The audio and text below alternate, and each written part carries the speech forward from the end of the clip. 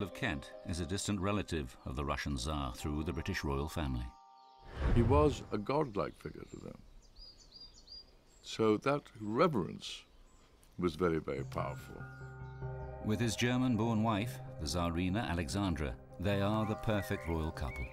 What really nailed the popularity of the Romanov family was undoubtedly those 5 extraordinarily beautiful children.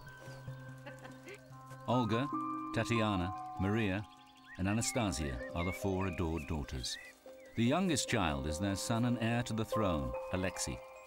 The family's official residence is here, in the Winter Palace, St. Petersburg.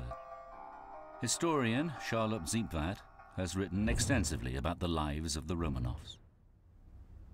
The Winter Palace is the most extraordinary setting to live in and to grow up in. You have acres of gold leaf and miles of marble around you.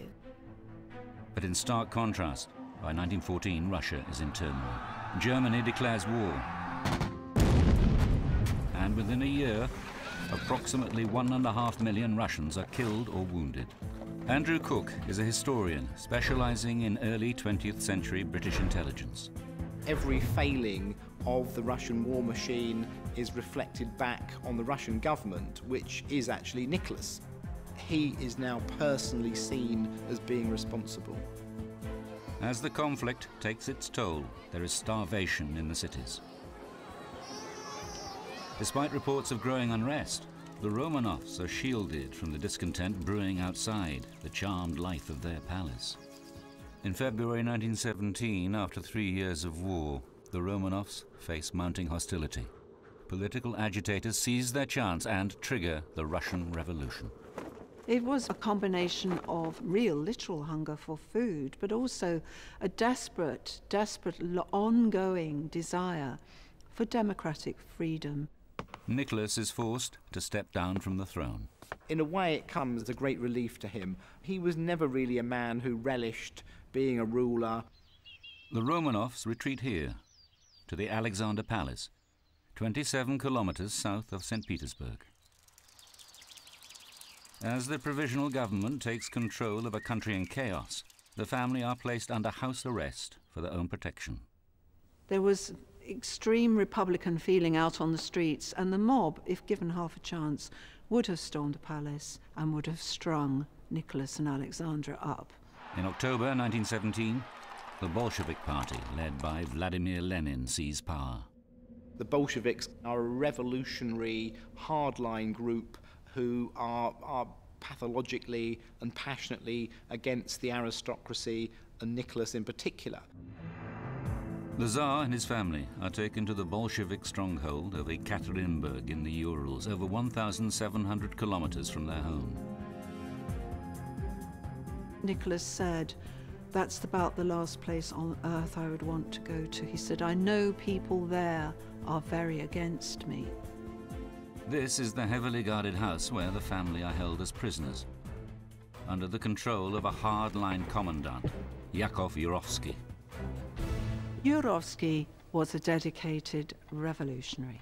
His basic role, apart from overseeing the guards at the house, was to prepare for the need to kill the family.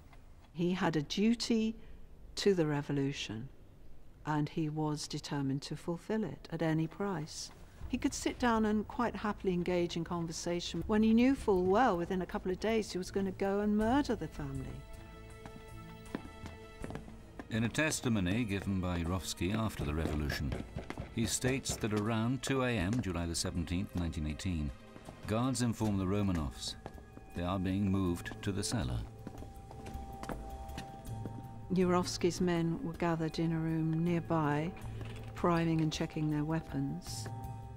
Yurovsky orders the family together for a group photograph, just like they have done countless times before. The girls huddle with their mother. The Tsar stands by his son. Their captors line up in front of them. Yurovsky read out a very summary and brief statement that it had been decided that Nicholas must be executed.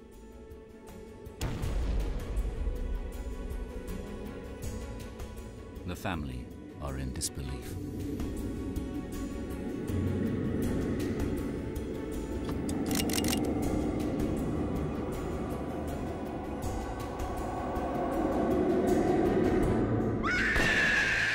Nicholas was the lucky one. He died instantly, but most of the others did not. They suffered terribly. There was screaming and smoke, and people couldn't see what they were doing. One by one, each of the children are gunned down at point-blank range. In total, 103 shots are fired. This photograph of the cellar room is taken at the scene of the crime. Now the Bolsheviks need to ensure the bodies are not recovered and glorified by Tsarist sympathizers as martyrs. Yurovsky's written accounts describe the terrible events that follow.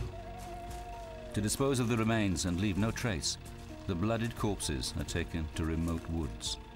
Peter Sarandinaki is part of an international team of investigators searching for the burial sites.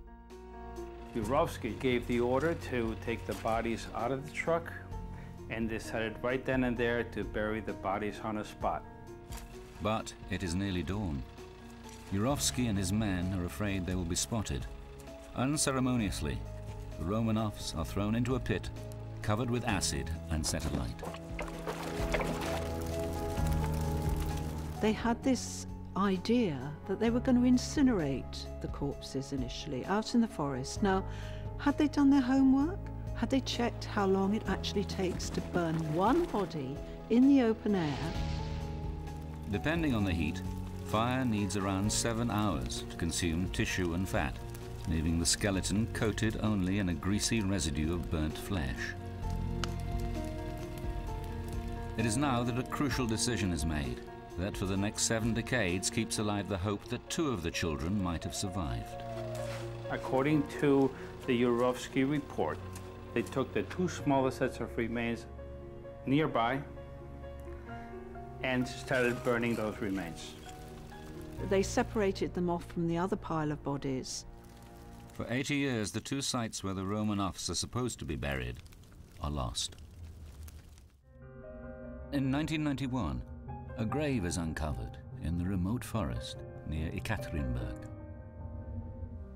Scientists analyze the excavated bone fragments for DNA.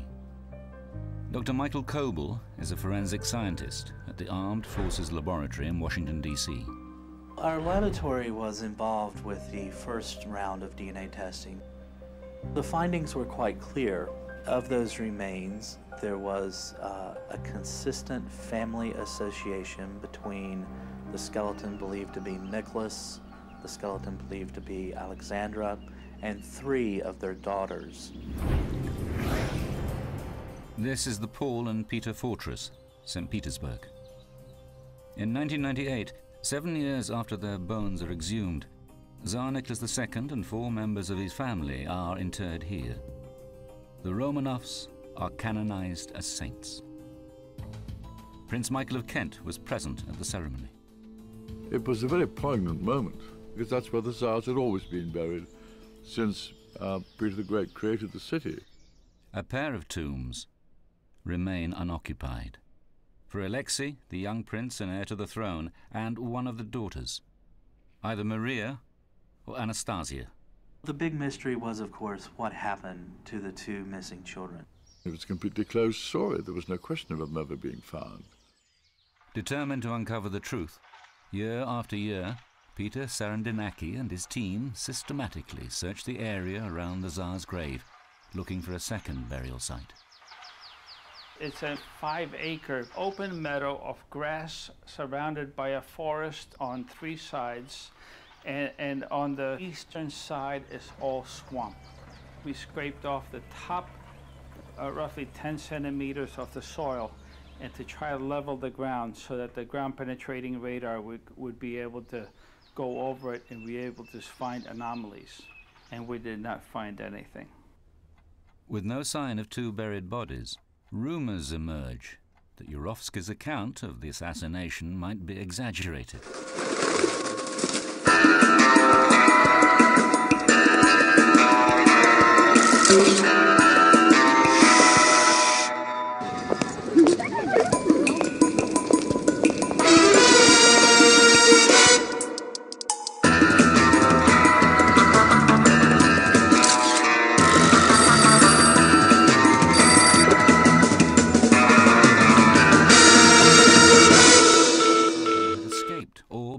rescued after all. A plan took shape in the spring of 1917, 1 year before they are shot, while the family are being held in the Alexander Palace. There are enormous uncertainties surrounding what will happen and where they will go. The family are encouraged to leave the country. Nicholas turns to his close friend and relative, King George V. Well, they were first cousins, and they were in very affable terms together. They were very close. People often remarked how the two men bore a striking resemblance to each other. Nicholas requests to George that his family take refuge in England. He was very concerned about what was happening. It is thought that arrangements were made for a British ship to be waiting for the Romanov family at the port of Murmansk, 1,000 kilometers north of St. Petersburg. From there, they would sail to safety in the UK. George's initial instinct, like anybody's, was to offer refuge to his cousin. But there was a problem, and the problem was that Alexander was a German, and there was incredible anti-German feeling in Britain at the time.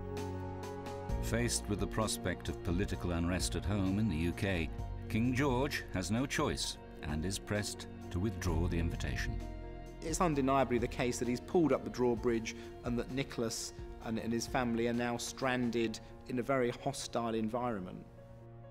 Proposals for the family to be officially exiled to the UK are shelved. When civil war erupts, the family are forced to leave St. Petersburg and are taken to Ekaterinburg. It seems their fate is sealed. The mansion house where the family are held is ominously renamed by the new government the House of Special Purpose. Heavily guarded, it becomes their prison. Nicholas writes in his diary, "We have absolutely no news from outside, and it was a very despairing moment where you could tell, I think, that he'd given up all hope of rescue." But unknown to the Tsar, despite King George's official refusal to give the Romanovs asylum, rescuing them is still being considered in London. Behind closed doors, the British hatch a secret plot to free the family from their prison. Hidden for 90 years, documents now disclose how reconnaissance is assigned to one of their most senior spies in Russia. Stephen Alley is essentially a specialist. He was born in Russia, he spoke fluent Russian and could dissolve into everyday Russian life. This is Alley's notebook, kept by his family over the generations. It contains entries from his trip to Ekaterinburg. His unique collection of documents really does shine a very bright light on what he was doing at that time. Intelligence work of that kind is exceptionally risky. If he had have been uncovered and arrested, you know, almost certainly he would have faced a firing squad. Alley's log also has a rough sketch of the location of the house where the Romanovs are being held. Together with Russian files, it is now possible to build up an accurate picture of their prison. The family are kept in a corner on the first floor in 4 rooms. We also know that on the same floor was a guard room. There are also guards at the top of the stairs, on the staircase itself. The family's quarters were surrounded by guards. We actually see lists naming the personnel and the individuals who were there. We can see their shifts. We can see how many there were. There were machine gun nests trained on the house from the bell tower of the church. There were machine gun placements in the garden, in the basement. There is no way that family could have been got out of there without a bloodbath. Alley would have reported back that this was a suicide mission, that this really wasn't a situation where he could conceive of a realistic possibility of success. Alley's plan to rescue the Romanovs is never attempted. But when the 5 bodies are identified in 1991, 2 of the children are still unaccounted for. Speculation that they somehow escaped persists. The mystery of their disappearance remains unsolved. All the time there was this confusion, the myth and the possibility of some or all or any of them surviving. Then in June 2007, a second burial site is found, just 60 meters from the first grave. Although these bones had been chopped up and burnt, only 44 small pieces of bone still gave clues. We had two people. We had a boy, aged 12 to 15, and we had a girl from 17 to 19. Who the shattered remains belong to can only be found from their DNA. But this time, scientists are faced with an almost insurmountable challenge. Evgeny Rogaev is a leader in the field of genetic identification. He is invited by Russian officials to try and extract DNA from the newly discovered cache. When we look at the fragments, we were very skeptical. That is a challenge to the geneticists, how to work with very degraded DNA. Most of the fragments were very small, in fact, too small for DNA testing. There were probably only about 10 or so bone fragments that were large enough for DNA testing. DNA is a genetic fingerprint unique to each of us, carrying traits handed down from generation to generation. The first thing we wanted to do was to look at the mitochondrial DNA. And the mitochondria are passed only through the maternal line. So mothers give their mitochondria type to their children. When the first grave was discovered in the 1990s, tests identified that DNA was shared between Tsarina Alexandra and three daughters, Olga, Tatiana, and one of the youngest daughters, either Maria or Anastasia. If the two newly discovered bodies are related, they will share the same DNA. The scientists must painstakingly search the bones for any surviving cells. We scrape away the outer surface of the bone and we crush it up into a powder. And then we use an extraction buffer that then completely dissolves the bone and liberates the DNA. We were quite surprised ourselves that we indeed were able to determine the complete mitochondrial DNA sequences. And what we found was that the leg bone believed to be from a female and the leg bone believed to be from a male both have the same mitochondrial DNA sequence as Alexandra.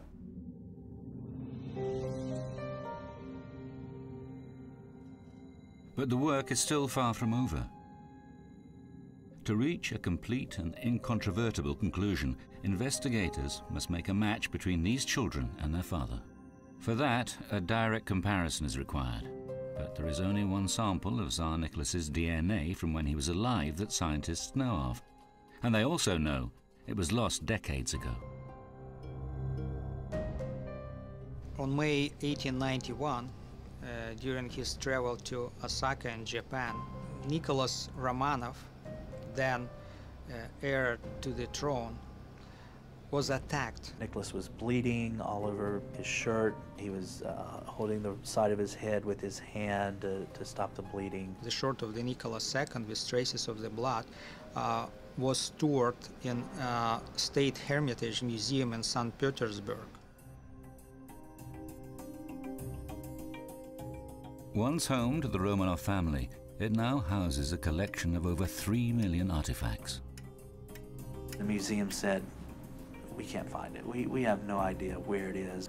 So they do an inventory and they just so happen to come upon this shirt. It is the crucial piece of evidence. But the shirt is over 100 years old, and DNA in blood degrades over time. Professor Rogaev is the first to examine the fabric. I was very skeptical that it is possible at all to extract the DNA. He was afraid chemical preservation, heat or humidity could have destroyed the DNA. We were very surprised. We extracted DNA of great quality. Stored in a drawer wrapped in paper, Nicholas's genetic imprint survived to tell its story. And when we compared these genetic profiles from the blood stains and from the bone specimens, we found perfect match. It was 4 trillion times more likely that these two children are children of Nicholas and Alexandra than if they were just two random people in the population. everybody in the room started crying. It was a very emotional time because now we have definitive proof that these are the missing children and that this, nearly 90-year-old mystery is now solved. None of us, whether we're Romanovs or anybody else, I don't think, has any doubt, because the DNA tests are definitive. In February 2009, after 2 years of forensic investigations, scientists confirmed that the remains of the 2 missing Romanov children had been identified. Proof of their execution dispels the last hope that any of them survive. Only now can the reality of their cruel end be fully understood. I think that it's one of the most shocking things that has happened, certainly in the last 100 years. To them, it was political. To us, it was not. It was just murder. A brutal, bloody murder. The fates conspired against the Romanovs. Now, a century later, the last of Russia's ruling dynasty can finally be laid to rest.